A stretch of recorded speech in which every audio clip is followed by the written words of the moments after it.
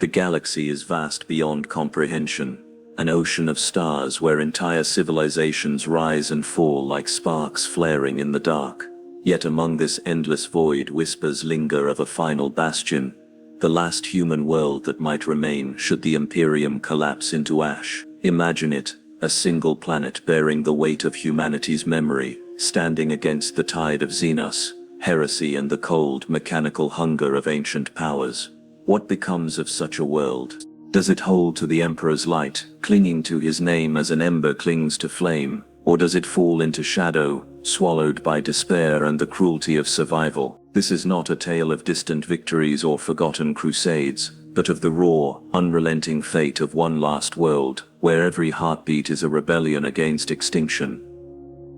Before we descend into this grim vision, I invite you to join the ranks of those who keep the lore alive. Lend your voice to this channel by subscribing, share the story with others who hunger for the whispers of the 41st millennium, and strike the like icon as though it were the seal of the Imperium itself. In a galaxy where every act of remembrance is defiance, your presence here matters.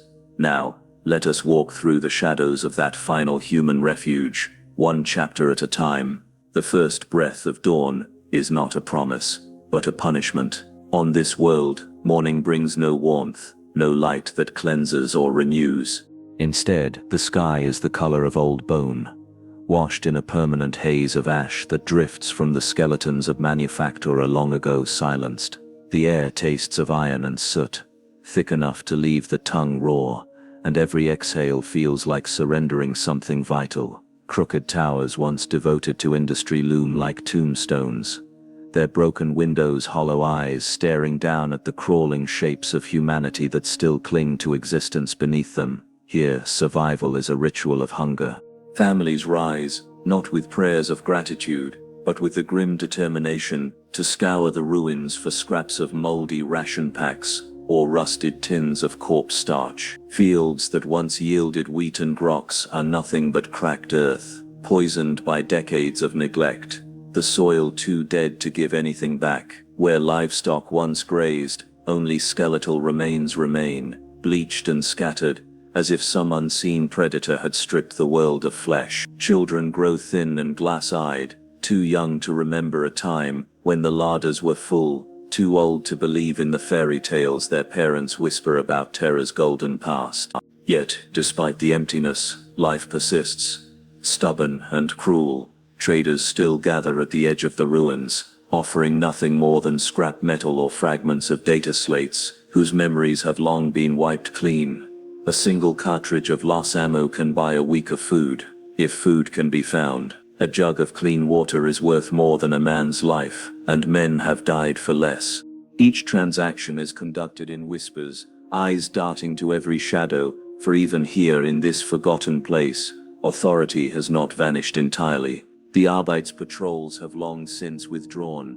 The Astra Militarum has not marched in generations, but remnants of local enforcers, gaunt, hollow-eyed themselves, still linger, holding power through intimidation and the barrels of scavenged weapons. For the common soul, the day is nothing but endurance. They rise, they starve, they pray, they wait. Faith is not simply ritual here, it is sustenance. Shrines cobbled together from rusted machinery dot the avenues, bearing the imperial aquila painted in flaking red. Candles burn low before icons of the Emperor, their wax dripping into puddles, already thick with soot. The ecclesiarchy, or what fragments of it remain, walk barefoot among the destitute, their chants rising like smoke into the dead sky. They promise salvation not in this life but in the next, painting endurance as virtue, suffering as proof of loyalty. The people cling to these words, not because they believe salvation will truly come, but because disbelief would mean admitting the silence of the stars is final. At night, the world is worse. The manufactorum ruins creak as if haunted by the weight of their own memories. Fires burn in scattered camps, their smoke indistinguishable from the permanent ash that hangs overhead. Those without shelter huddle beneath collapsed archways, clutching one another for warmth. Though the cold is not merely physical, there is another chill, a deeper one. A dread that settles in when the last embers dim and the silence of the ruins closes around them. They know they are forgotten. They know no crusade will come. No fleet will arrive to lift them into light. They are dust on the Emperor's boots, too far for his gaze, too insignificant for his armies, and so they survive not for glory, not for faith, but because surrender is slower than breath. Still, there are moments when silence shatters. Distant thunder rolls across the plains where once factories churned endlessly, but no storm follows. Instead, it is the collapse of another hab block, foundations weakened by centuries of neglect. Each fall sends up a new plume of dust, burying families who had made their homes within, and yet no one speaks of it the next day. Death is common here, unremarkable, as inevitable as the rising of the bone-colored sky. Those who endure the longest are the ones who adapt without sentiment. A child's doll becomes firewood. A sacred banner of the Emperor is torn down to patch a leaking roof. Even corpses are stripped bare, their bones boiled for whatever marrow remains. Survival is ugly, and the people have learned not to flinch at ugliness. But among the ruins, whispers linger that survival alone is not enough. There are stories told around the weakest of campfires, tales of figures who move through the shadows carrying relics of a brighter age. Some claim they are the last remnants of the Astra Militarum, warriors who never surrendered their oaths. Others believe them to be scavengers wielding weapons they barely understand. And some, in the hushed tones of those who fear their own words, wonder if such figures are even human at all. The truth is never certain. On this last human world, truth itself has become a luxury.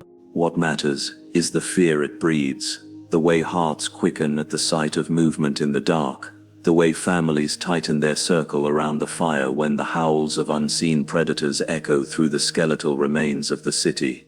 Humanity survives here, but survival is not living. It is the echo of living, a shadow cast by a flame that died long ago. And yet every morning when the ash-filled sky brightens just enough to reveal the ruins once more, they rise. They breathe the dust. They seek scraps. They kneel before the Emperor's broken icons. They endure, and that endurance alone becomes its own kind of defiance. The city's heart is not a heart at all, but a wound, a crater where once a mighty spire had reached into the sky like a finger of stone pointing to the Emperor's throne. Now it is nothing but rubble and slag, a pit where scavengers crawl like insects through the bones of history. Those who dare to descend into its depths do so not for honor, but for the promise of salvage. Twisted piping that might be sold for food, fragments of plasteel armor once worn by forgotten soldiers, data slates long dead, but still revered as relics of an age when the Imperium remembered their world's name. To walk there is to gamble with death, for the rubble shifts without warning, burying the reckless in avalanches of stone. Yet still they come, for hunger is stronger than fear.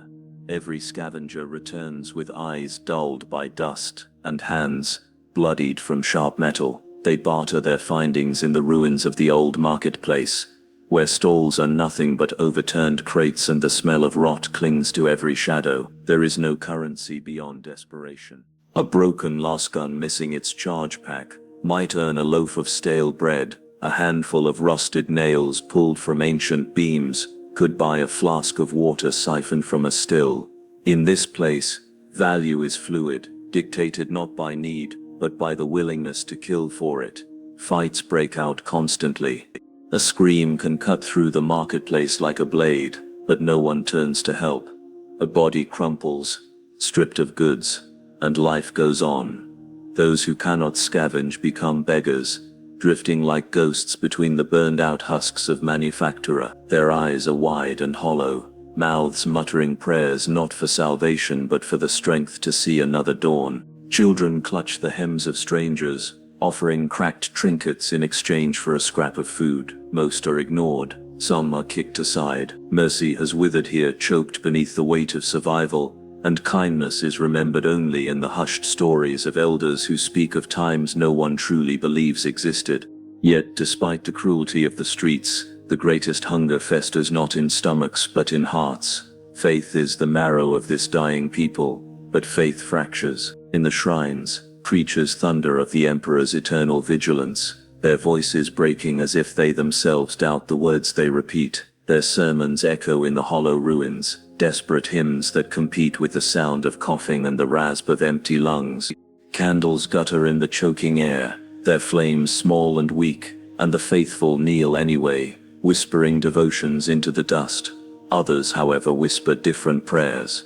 In the cracks of the underhive, where the ash hangs thick and vision fails, other voices rise. They do not speak of the Emperor. They speak of salvation bought by surrender, of power that does not demand faith but blood. Rumors spread of idols carved not with the aquila but with symbols that writhe when looked upon too long. Families vanish in the night, entire hovels emptied, their belongings left untouched, as if they had walked willingly into the dark. The enforcers call them cowards. The priests call them heretics. But those who live closest to the void know better. They know hunger can drive a soul anywhere, even into the jaws of damnation. The children see it clearest.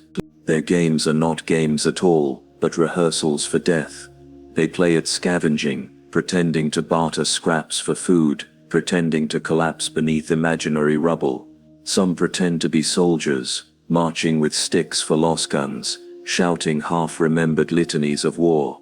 Others crouch in shadows, whispering forbidden chants, their eyes wide as they mimic the cultists they have seen dragged into the night. Childhood has no innocence here, it is only preparation for the end. Above it all, the city groans. The ruins are alive with memory, each creak of steel a reminder of what once was. Bridges collapse without warning, sending scavengers tumbling into chasms. Whole streets vanish in the night, swallowed by sinkholes where ancient sewage lines have rotted away. Even the ground itself betrays them, splitting open beneath weary feet. No one curses it. No one asks why. They accept it as they accept the hunger, the cold, and the silence of the stars. This is their fate, carved into the bones of the world itself. But still, as night falls once again, and the bone-colored sky dims to black, they light their fires. The smoke curls into the heavens, indistinguishable from the ever-present ash, and voices rise with it. Some sing hymns to the Emperor, their voices hoarse but defiant. Others chant softer words, words that should never be spoken, words that promise not salvation but change. The fires burn, the voices clash, and the night deepens around them. And so the first truth of the last human world is revealed. Survival is not measured in years, or months, or even days. It is measured in breaths, each one stolen from a world that no longer wants them, each one a quiet defiance against the inevitability of extinction. The people endure, not because they believe in a future, but because they cannot yet accept the silence of an end. The night does not end quickly on this world. Hours stretch like years beneath the shroud of ash, and in the darkness the city shifts from hunger to fear. It is not only the silence that terrifies, but the sounds that break it. Low moans rise from the ruins, metal grinding against itself as if unseen engines still turn in the deep. Sometimes screams pierce the black, high and ragged, and though everyone hears them, no one investigates. To leave the fire's glow is to vanish, and the people know better than to chase the voices of the damned. Beyond the collapsed hat blocks, deeper into the skeletal manufacturer, shadows move with a purpose. Figures cloaked in rags, their faces hidden, drag carts laden with scavenged relics. Their movements are too precise, too silent, as though some unseen rhythm guides them. Some whisper that they are survivors of the Mechanus, forgotten tech priests who continue their sacred duties in the dark. Others say they are little more than carrion feeders, stripping the city's corpse for their own survival. And still others, speaking only in hushed tones, insist they are neither human nor machine, that something in between, a fusion born of desperation and madness, a reflection of the planet's own decay. Whatever the truth, their presence feeds the unease. For every cart of relics that emerges, another soul disappears. In the underhive, hunger reaches its sharpest edge. Here the air is thick with the stink of rot, a place where light dares not linger. Whole families burrow into the filth, carving out hovels between pipes that hiss steam like sighs of a dying god. Water drips endlessly from corroded valves, pooling into black reservoirs thick with oil and vermin. The people drink anyway, their lips stained with grease, their bellies cramping, their prayers whispered all the louder to drown out the sickness. For them, survival is not a matter of hope, but a denial of despair. They do not dream of salvation. They dream only of waking another day. And yet, above this pit of desperation, there are those who still speak of order. The remnants of the enforcers patrol the streets with cracked visors and scavenged weapons, their armor patched with rags, their authority measured only by how much cruelty they can wield. They claim to serve the Emperor still, raising his aquila over burned-out precinct houses, but their actions betray them. They take what they wish, seizing food, water, and flesh alike in the name of maintaining order. The people hate them, fear them, and yet cannot defy them. In a world where survival is the only law, the enforcers are the executioners of that law, and the gallows they build are reminders that even in ruin, humanity finds a way to consume itself. Still among the ashes there are moments when defiance gleams like a blade in the dark. In the ruins of an old manufactorum, children gather around an elder who remembers the hymns of the Astra Militarum. He teaches them the words, his voice trembling, but the children repeat them with a strength that seems alien to their thin bodies.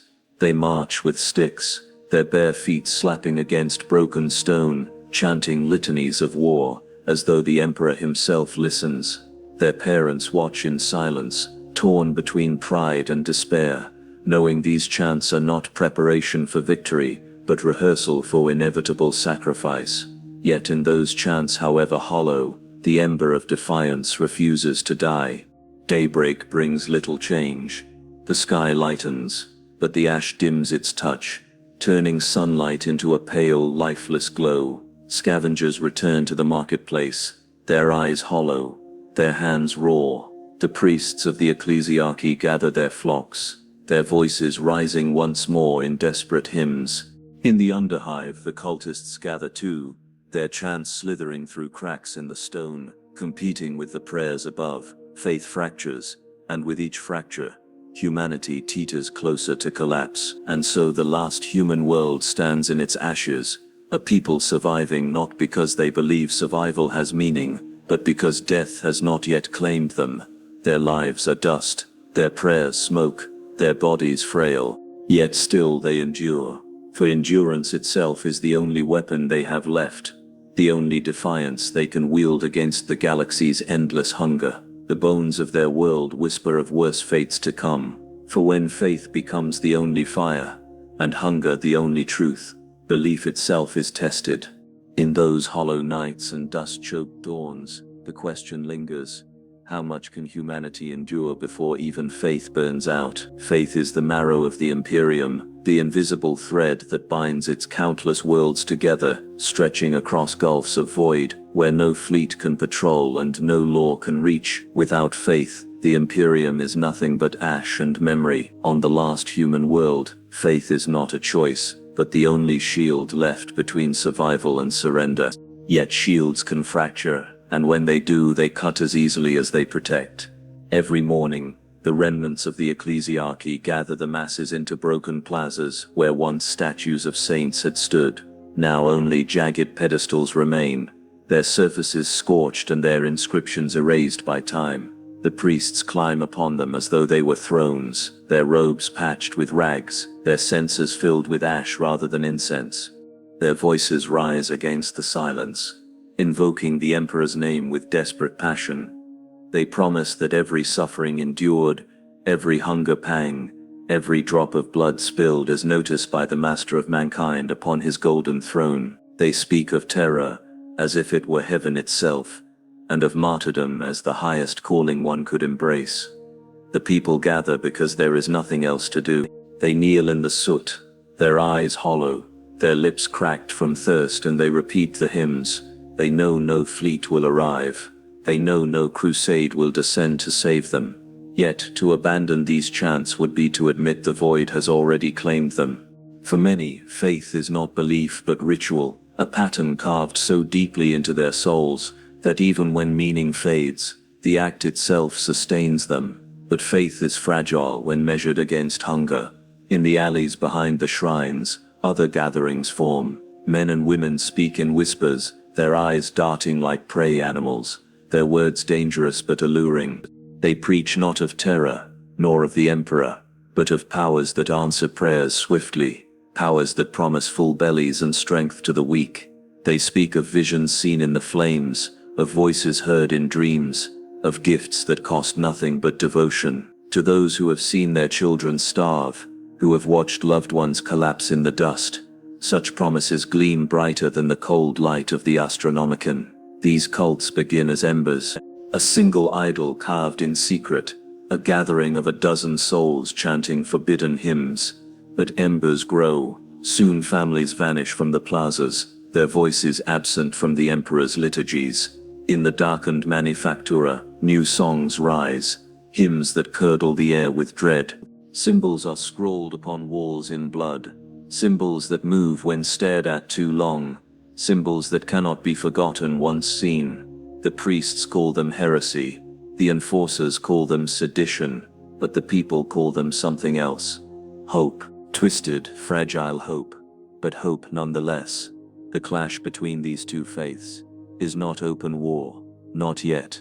Instead, it is a slow fracture spreading through the soul of the world. A woman kneels in the plaza by day, lips moving in praise to the Emperor, but at night she slips into the ruins to whisper to darker gods. A child learns the hymns of the ecclesiarchy, but in the underhive he draws forbidden marks into the dirt with his finger, laughing as they make the rats come closer. The priests thunder louder, their sermons filled with threats of damnation, but their flocks grow thinner with each passing week. They know the grip of the ecclesiarchy weakens, and desperation gnaws at them. Their eyes grow wild, their punishments harsher, their sermons less like comfort and more like weapons. On this world, faith is not gentle, it is a weight. It crushes the weak, bends the desperate, drives the hungry to madness. It demands not only obedience, but blood. And in the streets where the Aquila hangs crooked over burned-out shrines, blood is easier to spill than water. Yet still the chants rise, day after day, clashing in the ash-thick air. Some cry to the Emperor, others to the nameless voices of the warp, and between them stand the silent, the hollow-eyed souls who have lost faith entirely. These are the most dangerous of all, for they have nothing left to surrender, and in their emptiness lies a hunger deeper than any creed. The last human world groans beneath the weight of its own belief. Faith sustains, faith corrupts, faith consumes, and in the distance, beyond the veil of ash, something stirs as though listening, waiting to answer whichever cry rises loudest. Faith divides as much as it unites, and the divide on the last human world widens with each passing season. The ecclesiarchy still holds the plazas and the grand cathedral that looms at the city's heart. Once a monument of towering spires and stained glass, it is now a skeletal ruin, its windows shattered, its bells long silent. The priests drape the cracked altar with rags of gold-threaded cloth, remnants of vestments salvaged from holier times. They light fires in broken censers, using scraps of burned furniture for incense. They shout until their throats bleed, and their followers, fewer now, respond with fervor, edged with desperation. The sermons have shifted. Where once they spoke of the Emperor's mercy, now they thunder only of his wrath. They describe fire that will scour the faithless, daemons that will drag heretics screaming into the abyss, and the eternal damnation of all who falter. The priests believe fear may do what hope no longer can. Yet even fear frays when hunger gnaws deeper than terror. Children still cry, and the prayers cannot fill their bellies. In the shadow of the cathedral's spires, new altars rise. Some are crude, tables of scavenged stone, marked with runes carved by unsteady hands. Others gleam unnaturally, as if their surfaces had been polished by unseen claws. Candles gutter in broken bottles, their flames bending in ways no wind should move them. The hymns sung at these altars are soft and seductive, promising visions warmth and strength. Where the Emperor's priests thunder threats, the cults whisper comfort. and comfort, however false, is a sharper weapon than wrath.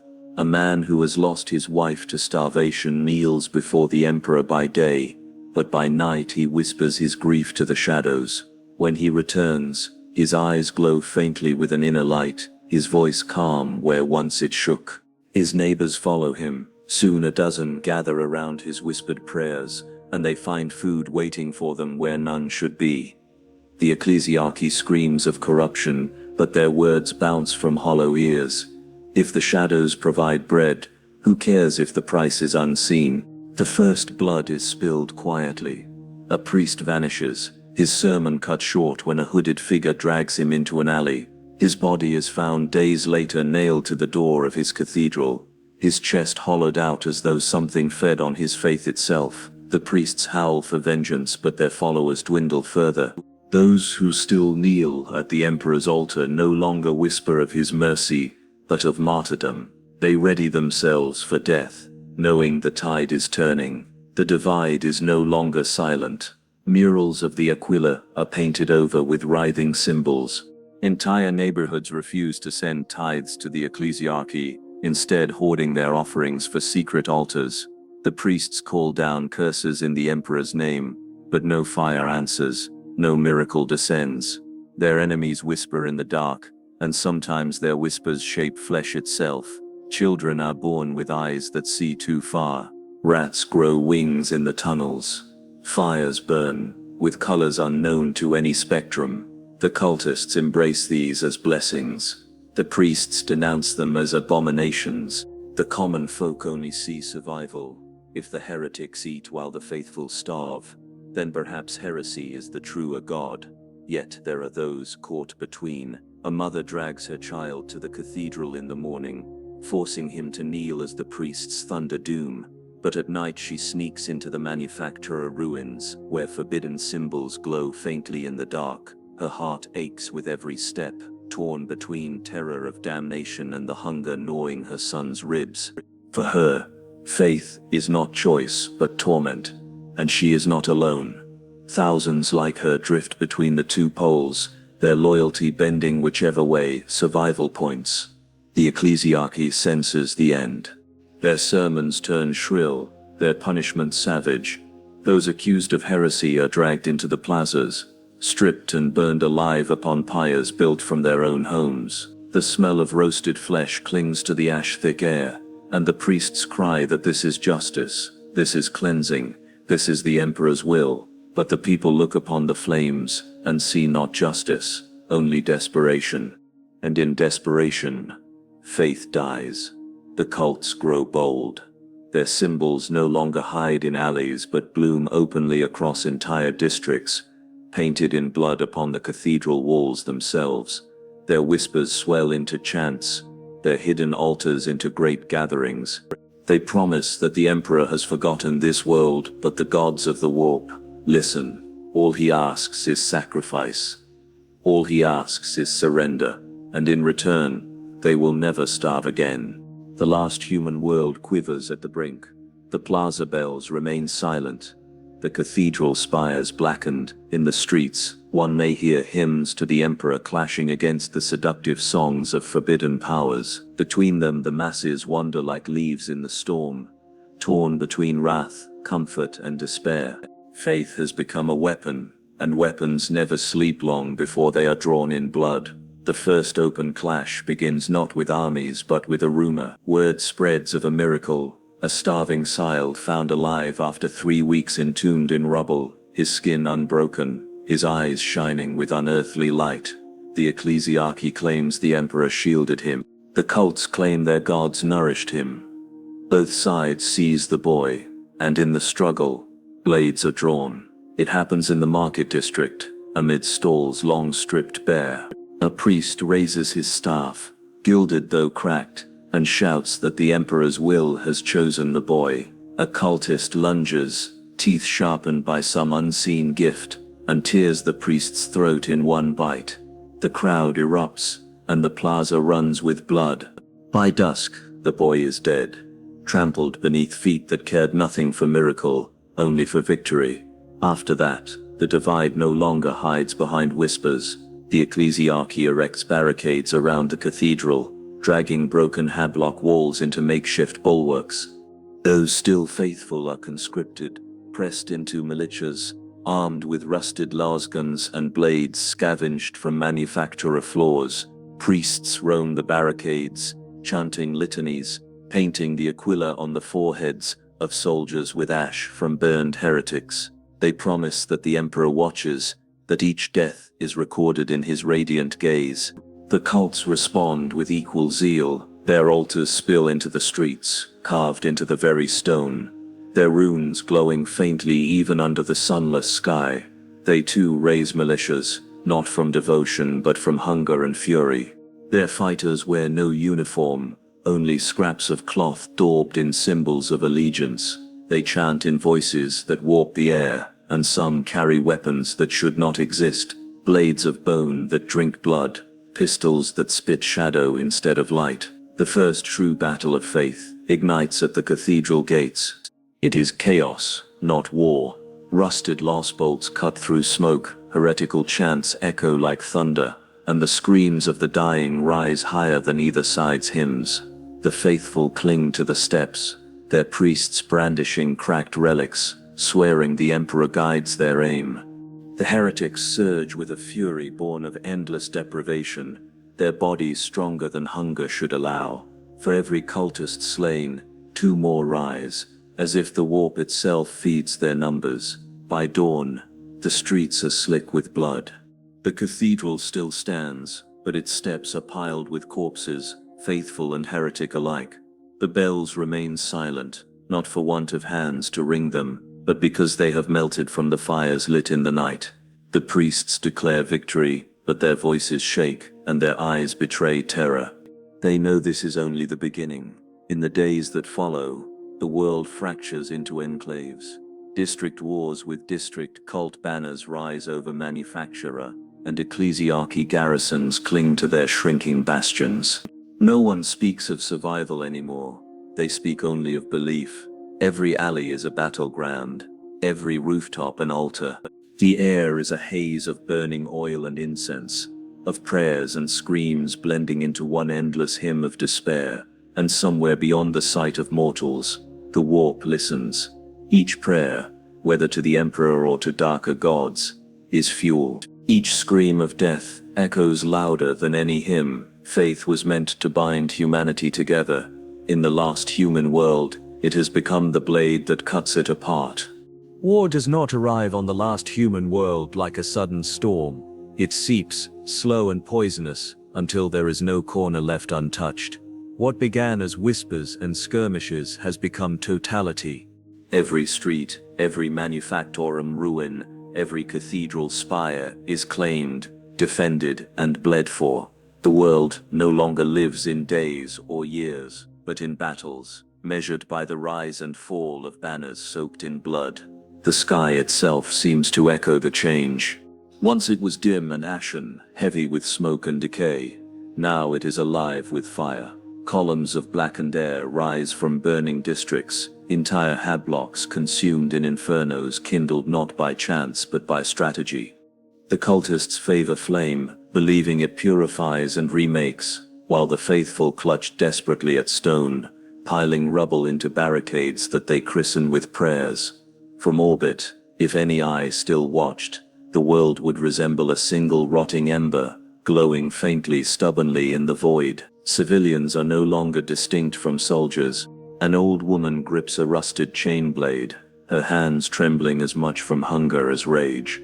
A boy barely 12 clutches a las pistol, scavenged from a dead militiaman, the charge pack half spent but still lethal at close range. There is no innocence left. The last human world has burned it away, replaced it with the terrible equality of survival. The ecclesiarchy organizes what forces remain into crude regiments. They call them the Emperor's shields, though their shields are little more than scrap metal hammered flat and bolted to wooden frames. Yet names have power, and the shields march with chants echoing through their vox grills. They drag artillery from ancient manufactura, half-broken cannons that fire shells scavenged from forgotten wars. Each blast tears not only flesh but stone, reducing whole districts to cratered husks. The cults are no less organized, though their unity is far stranger. They do not march in rows, or obey chains of command. They swarm, their movements erratic yet somehow effective, as though guided by whispers unheard by mortal ears. Their war leaders are chosen not by rank but by survival, those who kill most rising swiftly to command. Some bear marks that warp their flesh, arms that lengthen into claws, eyes that glow red even in darkness. To their followers these are not monstrosities but blessings, proof that the gods walk with them in battle.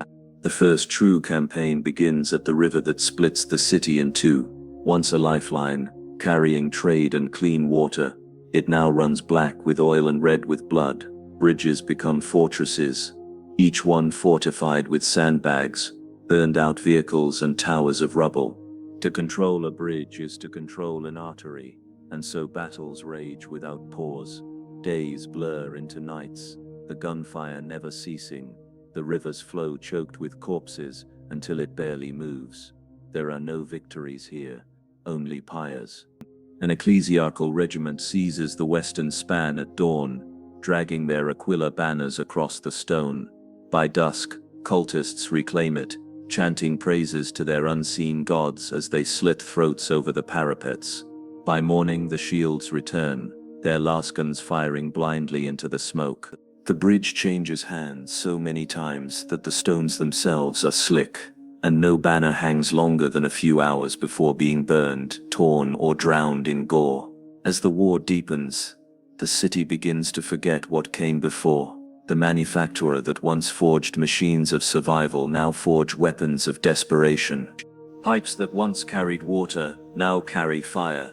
Shrines that once offered solace are stripped for cover, their icons shattered beneath boots. No one recalls the taste of bread. No one recalls the sound of laughter. All that remains is the cadence of war, the shriek of last bolts, the crash of collapsing stone, the endless chant of faith clashing with heresy. And still, in the silence between battles, there are whispers. Some say the Astronomicon itself flickers more dimly now, that the Emperor's gaze falters. Others claim the gods of the warp draw closer with every death, their shadows pressing against the veil. The war on the last human world may not be only for survival, it may be for the soul of all who remain. The river becomes a grave, but it is only the beginning. The war spills outward, clawing into every quarter of the city until no stone stands unstained. Where once there were districts with their own rhythms, markets where traders hawked wares, hab-blocks where children played, manufacturer where hammers rang, there are now only fortresses and killing grounds. Each street is barricaded, each building contested, each roofline a perch for a sniper who will not live to see tomorrow. The faithful hold fast to the cathedral quarter, their banners stitched from rags, their litanies screamed through cracked vox grills. Their walls are a madness of rubble and ash, layered with broken statuary and half-melted icons. It is less a fortress than a mausoleum, yet it endures. They fight not because they believe they will win, but because to stop is to admit that faith itself has died. Every charge, every desperate volley, is less about victory than defiance, a scream into the void that they still belong to the Emperor, even if he no longer hears. The cults counter with savagery that defies reason. Their strongholds rise from manufacturer ruins and collapsed hab-blocks, their altars fed by fire and blood. They do not defend with desperation, but with joy. Each death is an offering, each victory a hymn, each atrocity a sermon. The deeper their corruption seeps, the more their followers embrace it. A man whose arm has twisted into a claw does not hide in shame. He raises it high, a banner of proof that his gods favor him. Women chant as their skin blossoms with strange sigils, their voices layered with echoes that do not belong to human throats, and their children, wide-eyed and half-starved, learn to hold knives not as tools but as sacraments. At first the faithful recoil from these abominations. Then they adapt. They begin to paint their faces with ash, to cut symbols into their flesh, to adorn their armor with bones of the fallen. Their priests declare these not heresies but necessary purifications, war marks against the damned. They are not the first to blur the line between faith and desperation, and they will not be the last. On the last human world, the distinction between sacred and profane dissolves beneath the weight of survival. The battles grow monstrous in scale. Whole hab blocks are collapsed deliberately, entombing hundreds alive, just to deny shelter to the other side. Prometheum is loosed into the sewers, turning the Undercity into a roaring inferno. The skies darken with ash, until no sun can pierce the clouds, and the only light comes from fire and muzzle flare. The smell of charred flesh hangs permanent, burned into stone and memory alike, and in the midst of this devastation, new figures emerge.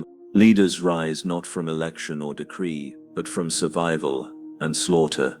Among the faithful, a priest clad in scorched bronze armor takes the title of Hierophant, his sermons delivered not with words, but with the crack of his thunder hammer against heretic skulls. Among the cults, a woman with skin of living flame strides through battle unscathed, her followers calling her the Herald. They duel not only with armies but with presence, their very existence symbols greater than the banners they carry. Yet even as champions rise, the world itself withers. The aqueducts collapse, the river chokes into poison, the manufacturer no longer yield even scrap. Ammunition runs thin. Soldiers fire empty-less guns, clicking their triggers as if prayer might summon a charge pack. Blades grow dull from overuse, breaking in hands too weak to replace them. Hunger gnaws deeper than bullets, and starvation kills more swiftly than fire. Entire squads collapse mid-battle, too weak to stand, their bodies trampled into the mud without pause. Still, the war does not stop. It cannot. It has become the only language left, the only rhythm that holds meaning. To stop is to face silence, and silence is more terrifying than death. So they fight, not for victory, not even for survival, but because war is now the only thing they know. And somewhere, beyond the broken sky, there may be watchers, perhaps, on Terra. A data slate flickers with a record of this world's last transmissions. Perhaps in the Imperium, entities lean closer, their laughter riding the screams. Whether salvation or damnation, someone listens. For every world must have its last war, and this one is only beginning. The war reaches a stage where words no longer suffice. Even the priests fall silent at times, their throats too raw to shout, their faith too frayed to declare victory. Battles blur into one another, indistinguishable, but for the rising piles of dead. The city itself becomes a corpse, its bones shattering under the endless strain. The cathedral quarter, once a bastion, is reduced to ruins. Its spires lie broken across the plazas, its bells nothing more than molten lumps. Still, the faithful fight among the rubble, their chants hoarse, their eyes hollow. They no longer promise victory, they promise only that they will die in his name. They scrawl the Aquila in blood upon cracked walls, each stroke of their hands a desperate plea to be remembered. Their bodies crumble, but their defiance lingers like smoke. The cults grow monstrous in triumph, yet they too suffer. Their blessings curdle as the war stretches on. Flesh warped by the warp cannot hold form forever. Some of their champions burst apart mid-battle, consumed by the very powers they embraced. Others vanish in screams as daemons claw through the veil to claim what was promised. Their altars burn brighter than ever, their songs rising like storms, but behind the frenzy lies fear. They know their gods are merciless, and their gifts are never free. As resources vanish, the war turns feral. Ammunition becomes relic. The last charge packs are hoarded like jewels, traded for entire families, fought over like sacred scripture. Blades are sharpened down to slivers, their edges so thin they snap with each strike. And when no weapons remain, men and women kill with bricks, pipes, or their bare hands. Blood stains every stone so thick that the streets themselves reek of iron. Hunger becomes the true general of this war. Entire regiments collapse without a shot fired, their stomachs shriveled, their limbs too frail to lift weapons. The faithful claim their deaths are martyrdoms. The cultists claim their corpses are offerings. In truth, they are nothing more than ash that never reached flame. To eat is to sin, for there is little left that can be eaten. Corpses vanish from battlefields. Dogs vanish from alleys. Even rats become rare, hunted until extinction. Some whisper of darker feasts, but none dare speak too loud, lest the truth become undeniable. The land itself turns against them. Fires set to deny ground have scorched the soil into glass. The river once choked with corpses runs no longer, its bed a trench of blackened bone. The air is poison, thick with burning oil and rot. The sun hides forever behind ash, and the stars above refuse to shine. It is as though the cosmos itself has turned away. Yet still, they fight. At night, flares light the sky with an unholy brilliance, illuminating duels fought upon broken bridges, sieges waged in the carcasses of manufacture, massacres committed in the name of gods both distant and silent. They know no other rhythm. Peace is forgotten, rest a myth. Only war remains, pure and endless. And as the world collapses, so too does meaning. The faithful begin to question the Emperor aloud, their voices trembling even as they shout his name. Some priests vanish, their robes found discarded in alleys, their aquilus scratched out with desperate hands. In the cults, worshippers turn upon their champions, demanding miracles that never arrive, tearing their false prophets apart with the same fervor they once adored them with. No side trusts itself. No banner holds longer than a heartbeat before being burned, defiled, or abandoned. The last human world has become a mirror of the wider galaxy, faith devouring faith, survival devouring survival, war devouring everything. There is no future here, only echoes of ruin stretched endlessly forward. The war has consumed all else, and now it begins to consume itself. And in that silence between screams, a question festers. When all faith collapses, when all banners fall, what is left? If even war eats its own children, then what is the end of the last human world? The wars of men had already consumed cities, faith had devoured reason, and survival had grown thin. But in the silence between bombardments, something else began to stir. At first it was no more than a tremor in the air, a fleeting distortion of voices, where prayers and screams blurred together into words that no human tongue had spoken. The people thought it was madness born of starvation. The soldiers thought it was the echo of fatigue, but those who listened too long began to change. Their eyes glimmered faintly with colors that should not exist, their shadows twisted against the light.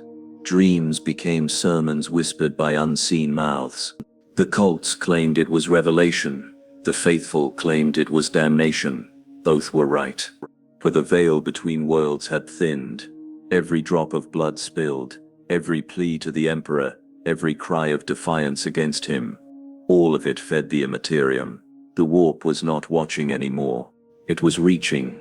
And so, in the ruins of a dying planet, the true war began. Not between men, but between reality itself, and the endless hunger that lurked just beyond. The storms came without warning. Not storms of water, nor storms of dust, but storms of sound. Vox networks spat static that twisted into laughter, then sobbing, then hymns that no choir of the ecclesiarchy had ever sanctioned. Entire platoons woke screaming, clawing at their ears as though some unseen parasite burrowed into the skull. The manufacturer, already gutted and hollow, became sanctuaries for the half-mad. Men and women burned incense until their lungs were coated in soot, scrawling the imperial aquila onto rusted walls with blood from their own palms. They believed, perhaps rightly, that the emperor alone could hold back what seeped through the cracks of existence. Others abandoned faith entirely, turning to strange circles daubed in oils, fire, or ash, whispering names that dissolved on the tongue before they could be spoken aloud. And the warp answered. The air itself grew heavier, thick with scents that did not belong to this world.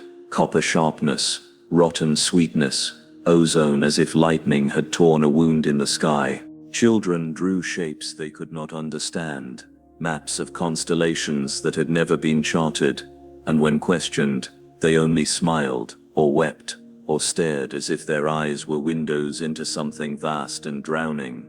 For those who fought on the front lines, weapons no longer fired true. Lasguns flared and then fell silent, their charge packs drained as if something unseen had drunk deep.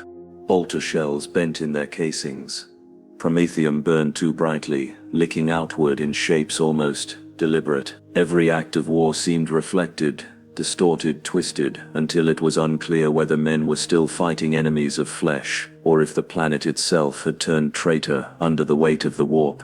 Rumors began to spread, whispered through parched lips, that Terra itself had turned its gaze away, that the Astronomicon had flickered, that even the Golden Throne could no longer keep the howling at bay. Perhaps they were lies, born of despair. Perhaps not. But one truth remained undeniable. The veil between the real and the unreal was no longer a veil. It was a thread, fraying strand by strand, as the last human world dangled over the abyss. By now the skies were no longer skies. They pulsed with color that defied memory, streaked with rivers of violet flame and shadows that bent the eye. Lightning without thunder tore through the firmament, illuminating forms that seemed too vast to exist, yet vanished before any could be fixed in detail. The planet groaned like a living thing, its tectonic bones shuddering under a weight no machine could measure. Every breath carried risk. To inhale was to taste whispers, to exhale was to feel them tug at one's lungs as though unseen fingers sought to pull the soul outward. The faithful gathered in shrines, chanting louder, faster, drowning in their own voices to keep the silence at bay. The godless hid in cellars, clutching crude charms, or staring into the shifting skies, as if awaiting a revelation that would grant meaning to their suffering. Some welcomed it, kneeling before visions only they could see, arms spread wide to embrace an end that was not death, but transformation. The Extra Militarum regiments that remained found themselves fighting not only the enemy, but one another. Brothers in arms accused each other of heresy. Lasguns raised in frantic panic. Commissars barked decrees until their throats were raw, executing squads wholesale in the name of discipline, yet even their authority frayed against the tide of madness. No decree could silence the fact that the warp was not invading. It was already here, and in the deepest chambers of the surviving administratum, data slates crackled to life of their own accord. Lines of code poured across their screens, forming words that no one had written, names that had never been spoken, commands that beckoned with honeyed promise. Some scribes threw themselves into fire rather than read further. Others obeyed.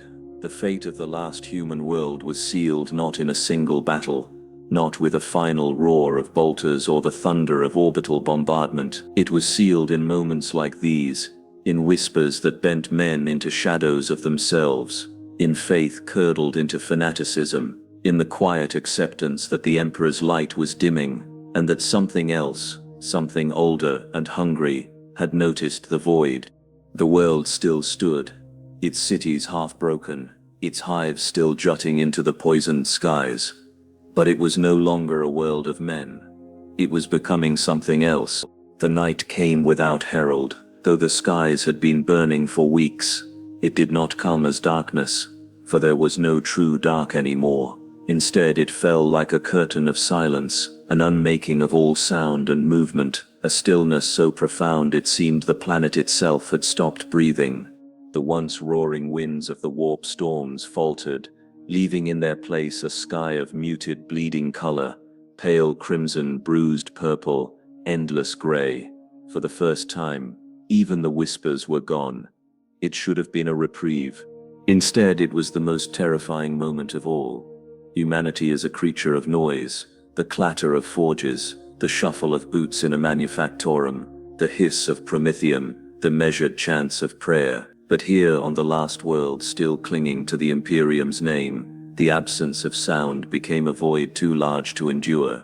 Children buried their faces in their mothers' arms, not out of fear of monsters, but out of fear of nothingness. Soldiers stared across battlefields where enemies no longer advanced, where gunfire no longer answered, where even death seemed to wait politely, just beyond reach.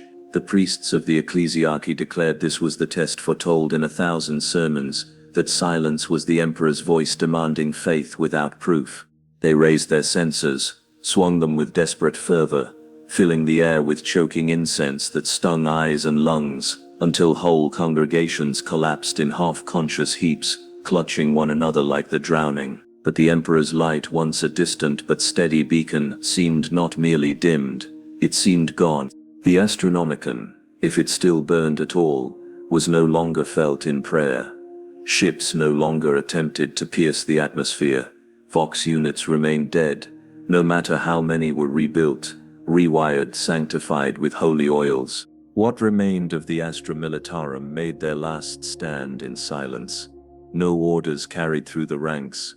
Lips moved but no sound followed. Bolters fired without their defiant bark. Lasguns flared without their familiar crack. Explosions blossomed in mute plumes, fire rising but roaring no louder than a candle's flame. Even the dying could not scream. Only their eyes gave testament to the agony of it, wide and bulging, mouths open in soundless pleas that no medic and no commissar could answer. The civilians, once terrified of demons in the dark, began to welcome them. They painted crude symbols across their skin, daubing themselves in ash and ichor, kneeling in vast crowds that gathered like waves across the ruins of hive plazas. They lifted their faces toward the sky, mouths open in silent prayer, to beings that had no name but endless hunger. Perhaps they believed they would be spared, perhaps they only sought to be seen. In that final silence, the last human world was not consumed in fire, nor torn apart by orbital bombardment, nor even drowned beneath warp tide. It was unraveled slowly, painfully, without spectacle. The soul of the planet ebbed like the tide, grain by grain, until nothing of man remained. The hives stood as blackened husks, their spires jutting into skies that would never again see the Emperor's light. The manufactura froze in mid-motion, assembly lines halted with tools still gripped by hands of ash. The archives of the administratum flickered out, data slates blank and cold, and those who had once called themselves human stood transfixed, unmoving, caught halfway between flesh and something else entirely, statues carved by silence. There are some who say fragments of that world drift still, half-phased, neither in real space nor the immaterium, a caution whispered by navigators who claim to glimpse its outline through fractured warp routes. They tell of a world of towers where no sound can be heard, a graveyard where even memory cannot echo, but such tales are dangerous, for to speak too long of the last human world is to risk drawing its silence closer. For those who remember, if any still do, it was not a defeat in battle, not a conquest by blade or bolter. It was an ending more complete than fire or void. It was the extinguishing of the last flame, leaving only the endless dark. In the days that followed, though time itself had grown suspect, slipping through hands like water that refused to be contained, the silence deepened. It was no longer an absence of sound, but a weight pressing down upon every chest, a suffocation of thought and will. Men and women moved slowly, as though submerged, their limbs heavy, their eyes glazed with the dull sheen of dreamers who no longer remembered they were awake. To speak was impossible, not because throats would not move, but because words had been stolen. Language itself was stripped away. The hives, once alive with the roar of 1 billion souls, were mausoleums now. Great hab blocks stood hollow, balconies lined with unmoving figures that stared outward like guardians of nothing. In the underhives where once vermin and outcasts had thrived in filth, there was only dust and the occasional flicker of motion. A man twitching as if caught between life and petrification, his last gesture frozen forever in stone-like rigidity. The few officers of the Astra Militarum who had not broken outright still attempted routine. They marched their regiments across cracked parade grounds, saluted in perfect unison, and fired drills at unseen enemies. Yet no sound accompanied their boots striking stone, no barked commands cut through the air. No thunder of rifles offered rhythm. They moved in silence, disciplined, futile, trapped in a ritual that honored an imperium which could no longer hear them. Commissars still drew their pistols against deserters, but no crack of execution followed, only the faint shiver of flesh collapsing to the earth, noiseless, forgotten. It was whispered, though whispered only in thought, not in voice, that the planet had been judged unworthy, that perhaps the Emperor's light had flickered here first, deliberately cutting away the rot before it spread further. The ecclesiarchy did not denounce these thoughts, for their tongues had been bound with the same invisible chain. Instead they clutched relics tighter, lifting them high with trembling arms, as if to ward away a judgment already past. The relics themselves grew cold. Even the blessed metals of ancient shrines dulled, their glow extinguished. Night became eternal. The sun, if it still burned, was no longer visible, hidden behind curtains of immaterial haze. The moon crumbled into fragments that drifted like teeth torn from a jaw, suspended against a sky without voice.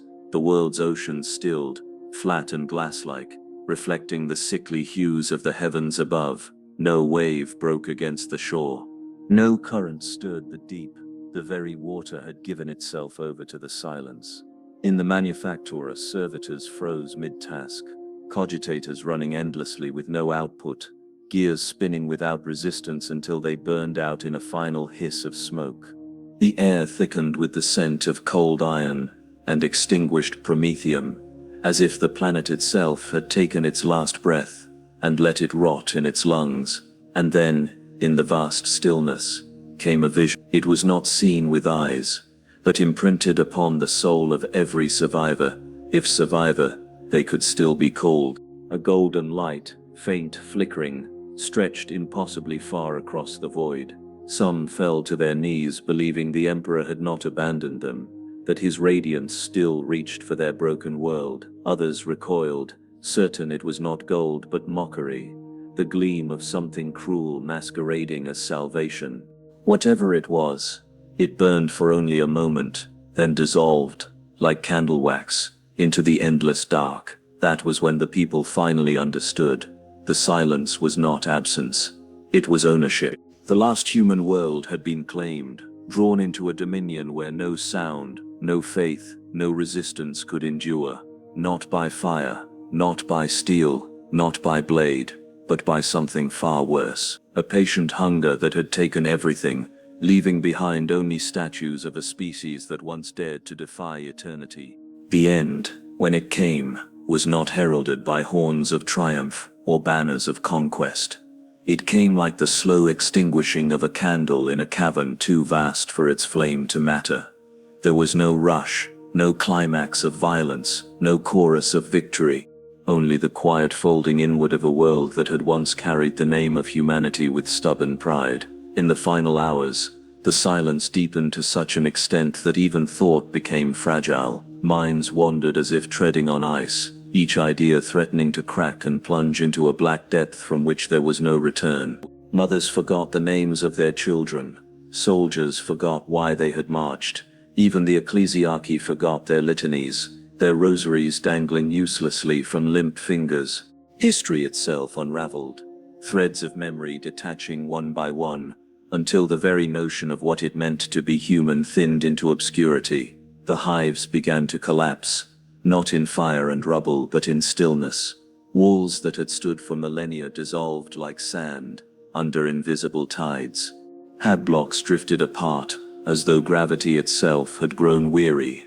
Streets became rivers of dust that carried no sound when they moved. Statues of saints and martyrs, once towering over plazas where billions had gathered, melted into faceless pillars of stone. The manufacturers simply ceased, their machines halting mid-motion, not broken, not destroyed, but as if they had never existed at all. Above, the sky finished its slow undoing. The stars vanished, not blinked out one by one, but erased all at once, leaving only a flat sheet of gray that bent inward, swallowing itself in folds of nothingness. The great oceans followed suit, their mirrored surfaces draining downward into cracks too thin to see, as if the planet's veins were open to drink its last lifeblood. What remained was barren crust, trembling under the pressure of its own surrender. The Astra Militarum, ever the last bastion of human will, stood in ranks until the end. Rows upon rows of soldiers in silent formation, las guns clutched to their chests, armor scoured with the scars of forgotten battles. No banner flew above them, no commander gave orders, and yet they stood, a final testimony carved into the dust, that humanity had resisted to the very last, even when resistance no longer had meaning. One by one they stilled, not falling, not dying, but frozen in the posture of defiance, silent guardians of a world that would never again be theirs. There are stories whispered among navigators and carried like curses across the void, that the last image of the planet is still imprinted in the Immaterium, a world suspended in a bubble of silence, its cities frozen mid-breath, its people statues of dust and memory. Some say it drifts between real space and warp, luring vessels too bold or too desperate. They claim ships that draw too near find their vox systems failing, their crew's voices stolen, their thoughts thinning until nothing remains but wide, unblinking eyes staring into gray skies. Others insist the world does not exist at all, that it was not consumed but erased, that the silence which took it was not the hand of chaos, nor the Emperor's judgment, but something far older, a hunger without shape or name. And if that is true, then the last human world was not only lost, but devoured by a fate beyond even the warp's cruel laughter. Yet perhaps the cruelest truth is this: no record remains, no administratum entry, no astropathic message, no etched remembrance in the vaults of terror. For a world to be forgotten is one tragedy. For a world to never have been is another entirely. And so the last human world fades, not only from existence, but from remembrance, its silence echoing across eternity in the spaces where its name should have been spoken. What was its name? None can say. What were its people like? Its cities, its culture, its faith? The silence answers only with silence, and thus it ends, not with a scream, not with a hymn, not with war, but with